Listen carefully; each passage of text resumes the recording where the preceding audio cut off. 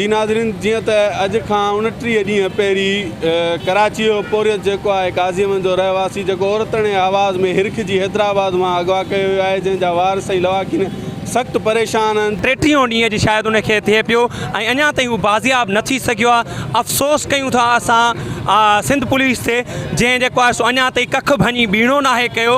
ऐं आला इख़्तियारनि खां ऐं सिंध पुलिस खां ऐं सभिनी जेको आहे सो जिन जो जेको वस आहे ऐं उन्हनि खां घुर थो करियां, आर्मी खां इहो मुतालबो थो कयां त खुदारा हिन ॻाल्हि जो नोटिस वरितो वञे। असांजे सिंध में अमन जो पखी उॾामंदो थो वञे ऐं इंतिज़ामिया रियासत निंड थो तलाए।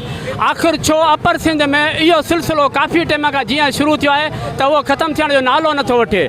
फ़ोननि ज़रिए माण्हुनि खे हिरखाइण, फ़ोननि ज़रिए हिरखिजी माण्हुनि जो अगवा थियणु रोज़ जो मामूल बणिजी चुको आहे। पर उतां जी पुलिस, उतां जी इंतिज़ामिया या असांजी सिंध हुकूमत इन ते को एक्शन न खणनि। आख़िर इन जो मिसाल छा आहे? असां सम्झूं था ऐं असां घुर कयूं था त राशिद शाल हिकु पोरियत तबिके जो घर जो बचो आहे, उनखे फौरी तौर बाज़ियाब कराए उनजे घर में रोड राड़े वारो माहौल ख़तमु करायो। राशिद शाल जी बाज़ियाबी लाइ असां सिंध हुकूमत खे ऐं IG सिंध खे ऐं जेके उते जा MPA MNA हिन पार्टी सां मुंसलिक आहिनि या कंहिं बि पार्टी सां मुंसलिक, असां उन्हनि खे अपील था कयूं त खुदारा राशिद शाल खे उतां बाज़ियाब करायो। राशिद शाल हितां अगवा थी वियो आहे, उन अगवा थियण खां अॼु महीनो गुज़री आहे, हुनखे आज़ादु न करायो। हू हिकिड़े मिसकिन घराणे जो माण्हू आहे ऐं बराए महिरबानी असीं वज़ीर आला सिंध IG सिंध खे अपील था कयूं त जल्द खां जल्द हुनखे आज़ादु करायो वञे। राशिद शाल खे तक़रीबन 33-34 ॾींहं थी विया आहिनि जेको आहे अगवा थी वियो आहे।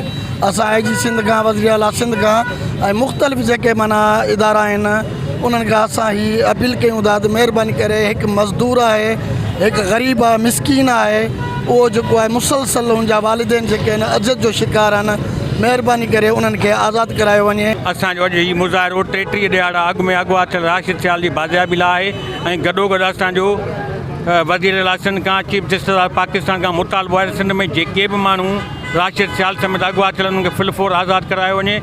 जंहिंजो अॼु ताईं माना कंहिं सिंध हुकूमत या IG सिंध कंहिं बि मुंहिंजो नोटिस न आहे वरितो। हू सफ़ा ग़रीब मिसकीन ऐं पोरित माण्हू आहिनि, हुनजे घर में खाइण लाइ का शइ न आहे। हुनजी अमड़ क़ुर खे माना 30 ॾींहं थिया आहिनि, हुनजी अमड़ क़ुर खे बि सताए दफ़ा मुंहिंजे क़ुर जे वास्ते को मुंहिंजे पुट खे छॾियो।